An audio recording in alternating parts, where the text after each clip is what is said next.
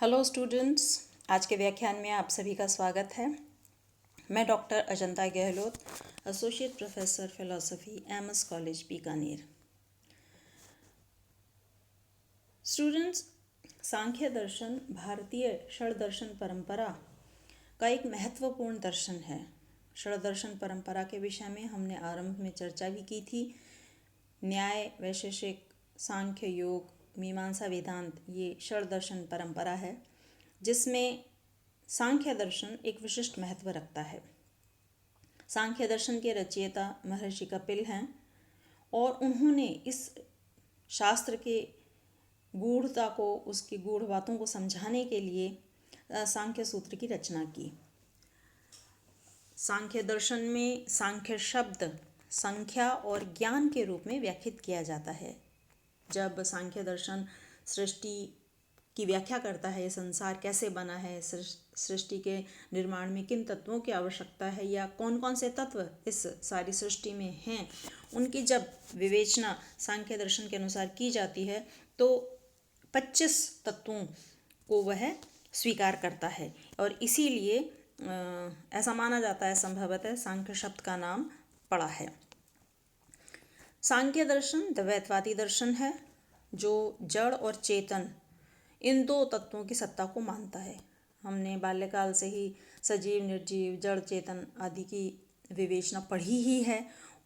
वह जड़ चेतन सांख्य दर्शन में प्रकृति और पुरुष के रूप में व्याख्यात किया जाता है। जड़ तत्व जिसे सांख्य दर्शन में प्रकृति कहते हैं और चेतन तत्व जिसे सांख्य दर्शन में पुरुष या आत्मा के रूप में व्याख्यात किया जाता है। सांख्य दर्शन एक तरह से विकासवादी दर्शन है, अर्थात वह सृष्टि की उत्पत्ति के लिए ईश्वर के अस्तित्व को स्वीकार नहीं करता है और इसीलिए उसके दर्शन में ईश्वर का महत्व उतना नहीं है या कहीं बिल्कुल भी नहीं है। उसके साथ में चलने वाले योग दर्शन जरूर ईश्वर को स्वीकार करता है, परंतु वह भी सिर्फ समाधि की प्राप्ति के लिए ही। इसलिए इस दृष्टि से सांख्य दर्शन अनीश्वरवादी दर्शन है। आज हम इस व्याख्यान में सांख्य दर्शन द्वारा सत्कार्यवाद या जिसे सामान्य रूप से कार्य कारण का सिद्धांत कहा जाता है या कारण कार्यवाद कहा जाता है, थियोरी ऑफ कॉजेशन पर चर्चा करेंगे। सांख्य दर्शन ही नहीं अपितु समस्त भारतीय और पाश्चात्य दर्शनों में कार्य कारण की समस्या या कारण कार्य की जो समस्या है ये एक विशेष स्थान रखती है, क्योंकि हम देखते हैं सृष्टि में जो भी घटना घटित होती है, प्रत्येक घटना के घटने के पीछे कोई ना कोई कारण अवश्य होता है। आप स्वयं भी अपने साधारण जीवन में जब इस तरह के विषयों पर ध्यान दें तो आप पाएंगे कि जो घटनाएं घटती हैं और जिनके कारण स्पष्ट होते हैं उन पे हम उतना ध्यान नहीं देते हैं, परंतु कभी कभी कुछ घटनाएं ऐसे घटती हैं जो हमें लगता है कि वो आकस्मिक रूप से घटित हो गई हैं। तो ऐसे में जो विद्वान लोग होते हैं उनका रुझान इस बात पे ज़्यादा होता है कि जो घटना घटी दरअसल उस घटना के घटने के पीछे क्या कारण था। आकाश में बादल आते हैं तो बारिश हो जाती है, यानी बारिश होना एक घटना थी और उसका कारण बादल थे। या तो हमने ज़मीन में एक बीज बोया और वृक्ष उत्पन्न हो गया, ये स्पष्ट रूप से दिखाई देने वाले कारण और कार्य हैं। बीज कारण है जबकि वृक्ष कार्य है, बादल कारण है जबकि बारिश कार्य है।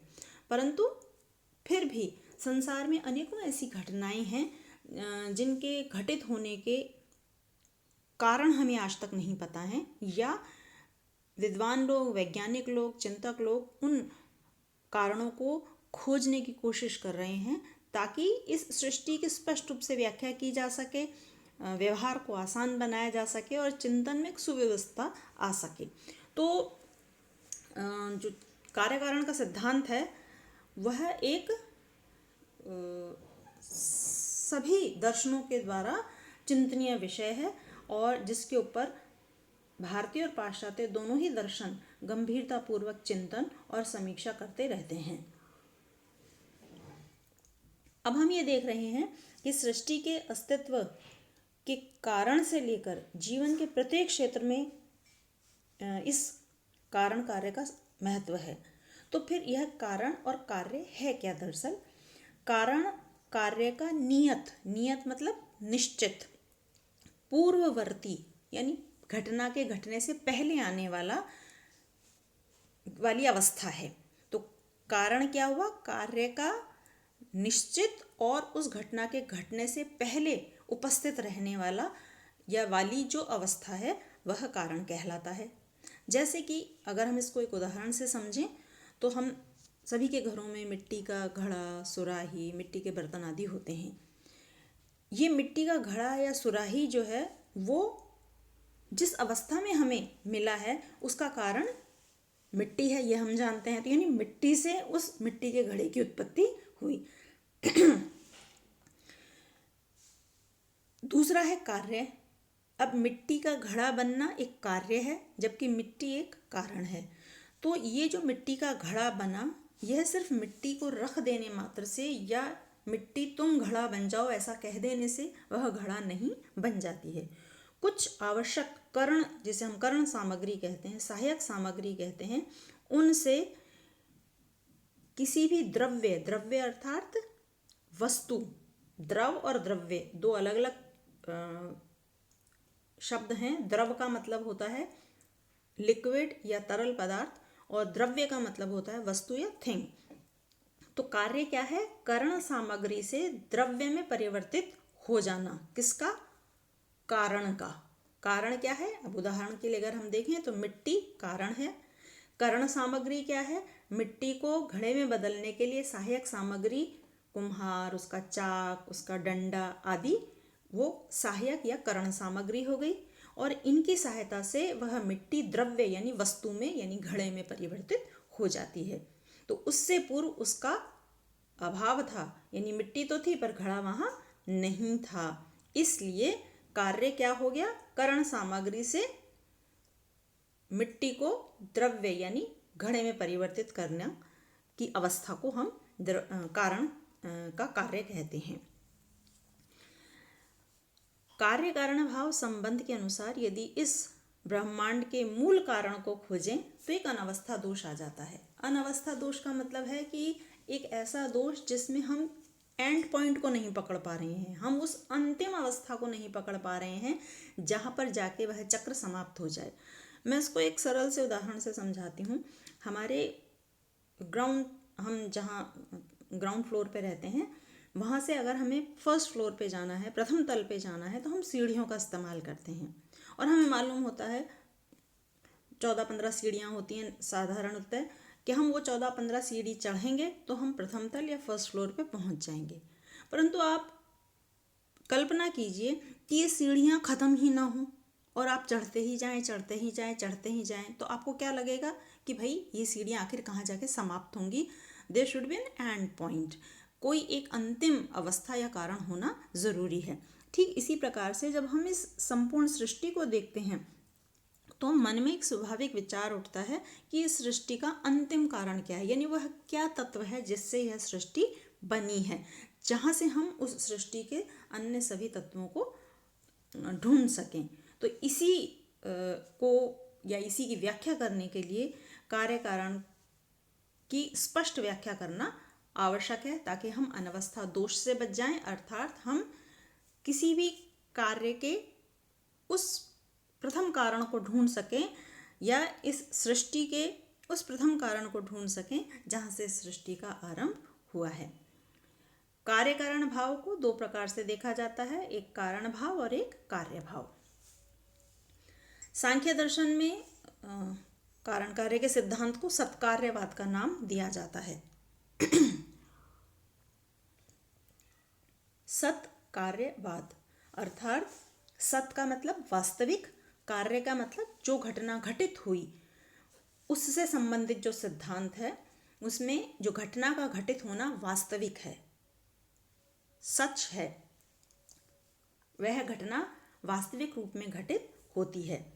इसीलिए इस सिद्धांत का समर्थन करते हुए वह सत्कार्यवाद की व्याख्या करते हैं। हम न्याय को, बौद्ध को पढ़ेंगे तो वो असत्कार्यवादी कहलाते हैं क्योंकि वो कारण से घटना का उत्पन्न होना नहीं मानते। वो कहते हैं कारण नष्ट होगा तो घटना उत्पन्न होगी, इसलिए कारण और कार्य अलग अलग हैं। कार्य यानी जो घटना घट रही है वो एक नवीन घटना है, जबकि सत्कार्यवाद इस बात को स्वीकार नहीं करता है। सांख्य दर्शन सत्कार्यवाद के प्रबल समर्थक हैं। सत्कार्यवाद से तात्पर्य है कि वस्तु यानी कार्य अपनी उत्पत्ति से पूर्व अपने कारण में निहित था। फिर से इस बात को अगर हम और स्पष्ट रूप से समझना चाहें तो हम बीज और वृक्ष का उदाहरण ले सकते हैं कि अब इसको हम ऐसे कर लेते हैं कि वस्तु की जगह पेड़ रखते हैं कि पेड़ अपनी उत्पत्ति से पूर्व अपने कारण यानी बीज में निहित था। सत्कार्यवाद का अर्थ ये नहीं है कि कोई वस्तु किसी से भी उत्पन्न हो जाएगी। सत्कार्यवाद का अर्थ है कि जो वस्तु जिससे उत्पन्न हो रही है वो घटना तो वास्तविक है ही है, परंतु वह अपनी उत्पत्ति से पूर्व जिस कारण से उत्पन्न हुई है उसमें पहले से ही मौजूद थी। यानी बीज में यदि वृक्ष नहीं होता तो हम लाख कोशिश कर लेते, वृक्ष उत्पन्न हो ही नहीं सकता था। बीज छिपा हुआ था वृक्ष के जो वृक्ष है वो छिपा हुआ था बीज के अंदर, तभी वह उससे निकल पाया, उससे वह सामने एक कार्य रूप में या वृक्ष रूप में आ पाया। सांख्य दर्शन न्याय वैशेषिक दर्शन के असत कार्यवाद अथवा आरंभवाद का खंडन करते हैं। अभी मैंने आपको बताया कि न्याय के अनुसार कार्य अपनी उत्पत्ति से पूर्व अपने कारण में मौजूद नहीं रहता है। सोचिए कि यदि किसी घटना का कोई कारण ही नहीं है तो फिर कारण कार्यवाद के सिद्धांत की आवश्यकता ही क्या है। यदि कारण बिल्कुल अलग है और कार्य बिल्कुल अलग है, अभी हम आगे जब इसके तर्क पढ़ेंगे तब उन तर्कों में बताया जाएगा कि यदि हमें सरसों का तेल चाहिए तो हमें सरसों के बीज ही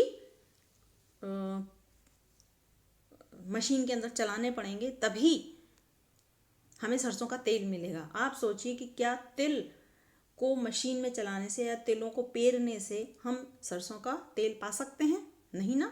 तो यही बात सांख्य दर्शन भी न्याय दर्शन की नहीं मानता है कि कार्य और कारण बिल्कुल अलग अलग हैं और कारण के अंदर कार्य मौजूद नहीं होता है। कारण के नष्ट होने पर ही कार्य की उत्पत्ति होती है। यदि ये न्याय दर्शन बता रहा है कि कारण जब नष्ट हो जाएगा तो कार्य की उत्पत्ति होगी। यदि कार्य उत्पत्ति से पूर्व अपने कारण में मौजूद है तो उसके उत्पन्न होने का क्या अर्थ है।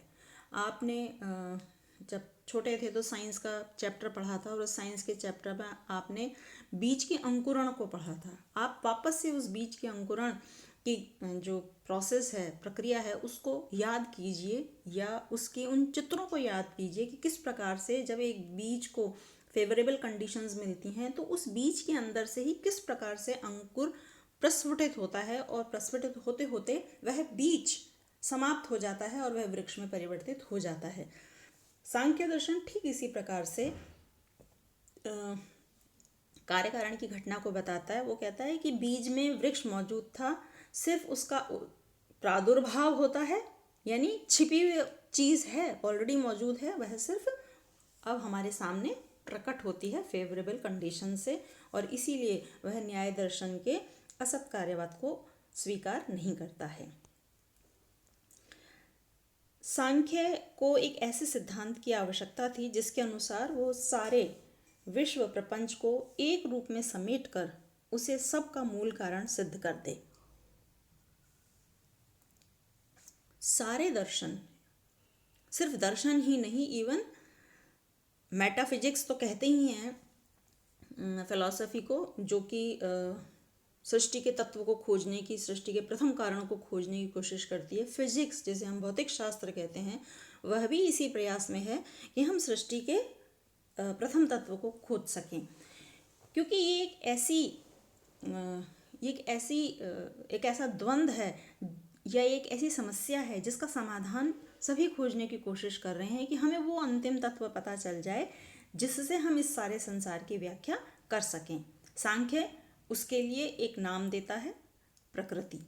वो कहता है प्रकृति ही वह तत्व है जो इस सृष्टि में घटित होने वाली प्रत्येक घटना का मूल कारण होता है। सांख्य का मानना है कि प्रत्येक कार्य का एक निश्चित कारण है। यह कारण अपने अंदर कार्य को समाहित रखता है, समस्त कारणों का मूल कारण एक तत्व होता है।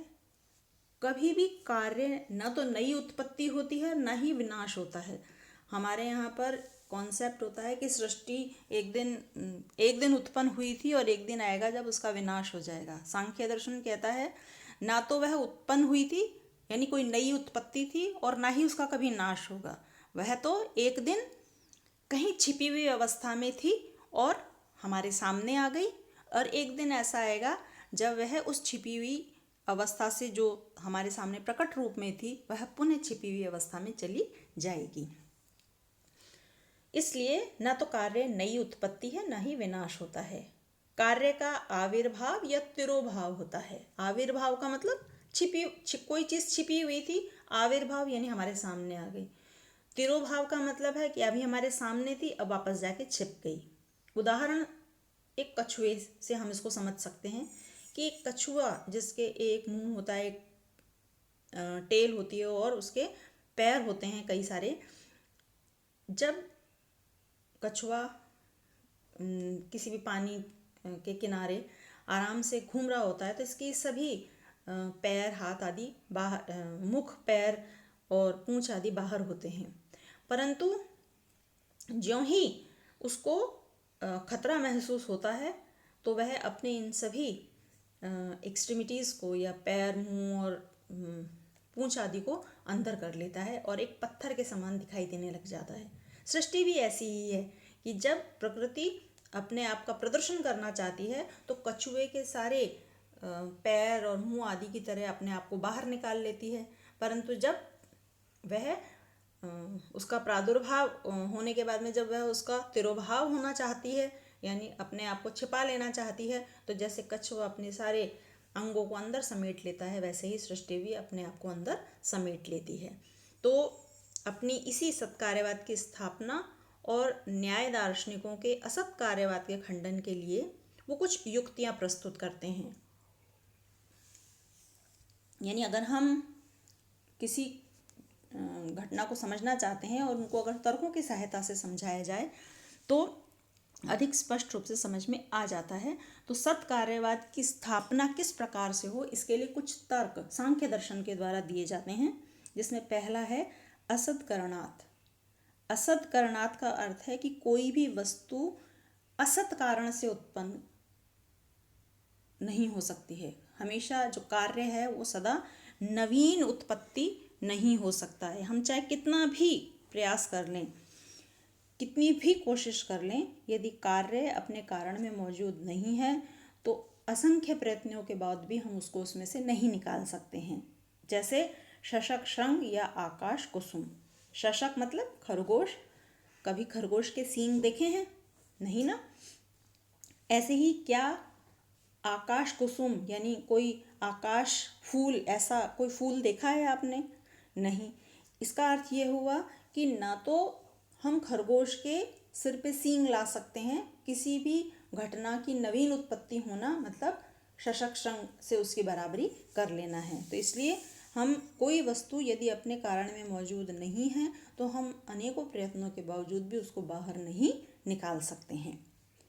दूसरा तर्क है उपादान ग्रहणात्। उपादान का मतलब वो मटीरियल कॉज होता है या वह सामग्री जिससे किसी वस्तु की उत्पत्ति होती है। जैसे लकड़ी की मेज बनाने के लिए लकड़ी की आवश्यकता है, मिट्टी का घड़ा बनाने के लिए मिट्टी की आवश्यकता है। इसी तरीके से अगर हमें लोहे का दरवाज़ा बनाना है तो हमें लोहे की आवश्यकता पड़ेगी। तो उपादान कारण इनमें क्या हो गया? लोहा, मिट्टी, लकड़ी आदि। उपादान वह समवायी कारण होता है जो वस्तु के निर्माण की सामग्री होता है। ठीक है ना। समवायी कारण वह द्रव्य है जिससे वस्तु का निर्माण होता है। जैसे तंतु मतलब धागा, या पट यानी कपड़े का संबंध है। कोई भी वस्तु तभी उत्पन्न होगी जब उसकी एक निश्चित सामग्री होगी। जैसे मैंने आपको भी बताया कि यदि मुझे लकड़ी की टेबल बनानी है, लकड़ी की मेज़ बनानी है, तो उसके लिए मुझे लकड़ी की ही आवश्यकता पड़ेगी। मैं पत्थर की मेज़ बना के और यह लकड़ी की मेज़ ऐसा नहीं कह सकती हूँ। लकड़ी की मेज़ बनाने के लिए लकड़ी ही उपादान सामग्री के रूप में चाहिए होगी। तो इसलिए लकड़ी के अंदर ही उस मेज़ का अस्तित्व छिपा हुआ है, जिसे हम सहायक सामग्री से एक आकार प्रकार देके और उसको उस रूप में ले आते हैं। तीसरा है सर्वसंभवाभावात्। कारण और कार्य के मध्य संबंध स्थापित करना बहुत आवश्यक है। यदि हम दो वस्तुओं के बीच में कार्य कारण का संबंध स्थापित नहीं कर पाएंगे तो इस संसार के अंदर एक क्योस, एक संसार के अंदर एक उखाड़ पिछाड़ हो जाएगी, एक अव्यवस्था हो जाएगी। कार्य की उत्पत्ति बिना कारण स्वीकार करने से सभी कार्य सभी कारणों से उत्पन्न होने लग जाएंगे। यदि मैं ये नहीं मानूं कि दूध में जामन लगाने से दही जमता है तो फिर मैं पानी में भी जामन लगाऊंगी तो दही मिलना चाहिए, हो सकता है मिल जाए। ये अव्यवस्था होगी। अभी मुझे निश्चित है कि अगर मुझे दही चाहिए तो मुझे दूध में ही जामन लगाना होगा तो दही मिल जाएगा। यदि मुझे गन्ने का रस पीना है तो गन्ने को मशीन में चलाने से जो रस मिलेगा वही गन्ने का रस होगा। तो जो वस्तु जिसमें मौजूद है उसी से ही वह उत्पन्न हो सकती है। अगर हम इस बात को नहीं स्वीकार करेंगे तो सभी चीज़ों से सभी चीज़ें संभव हो जाएंगी। सर्व संभव भावात्, सभी चीज़ों से सभी चीज़ें उत्पन्न होने लग जाएंगी। चौथा है शक्तस्य शक्य करणात्। जिस कारण में जिस कार्य को उत्पन्न करने की शक्ति है वही कारण उस कार्य को उत्पन्न कर सकता है। बहुत बार हमने सुना है बोए पेड़ बबूल का तो आम कहाँ से पाए। अर्थात यदि आम का वृक्ष चाहिए तो हमें आम का बीज ही बोना पड़ेगा। बबूल के बीज को बोने से आम का वृक्ष हमें प्राप्त नहीं हो सकता। कारण भावात्, कारण से भिन्न कार्य कभी हो ही नहीं सकता है। यदि कार्य है और कारण है तो कारण भी सत्य है और कार्य भी सत्य है। सत्य मतलब वास्तविक है। कारण अव्यक्त होता है। कारण कैसा होता है? अव्यक्त होता है, दिखाई नहीं देता है बहुत बार। और कार्य हमारे सामने व्यक्त रूप में होता है। कारण का स्वभाव कार्य में भी देखा जाता है। जैसे आप देखिए धागे हैं, धागों से कपड़ा बनता है तो जैसा धागा होगा वैसा ही कपड़ा बनेगा। तो इस प्रकार से ये 5 कारण हैं जो सत्कार्यवाद की स्थापना करते हैं। अब सत्कार्यवाद के 2 रूप होते हैं, एक परिणामवाद, एक विवर्तवाद। परिणामवाद को सांख्य दर्शन मानता है, विवर्तवाद को अद्वैत वेदांत मानते हैं।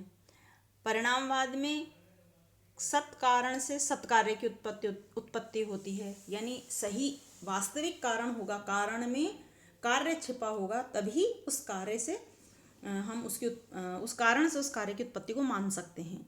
जबकि विवर्तवाद कहता है कि सत कारण से विवर्त की उत्पत्ति होती है।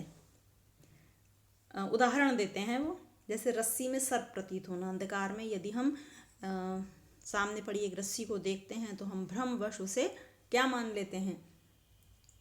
सांप मान लेते हैं। तो रस्सी तो वास्तविक थी, परंतु उससे जो हमें घटना उत्पन्न हुई, जो भय उत्पन्न हुआ, जिससे जो चीज़ हमने उसमें देखी वह सर्प था। तो यही कहते हैं कि सत्कार्य से विवर्त की उत्पत्ति होती है। तो इस प्रकार से जो सांख्य दर्शन है वह सत्कार्यवाद की स्थापना करता है।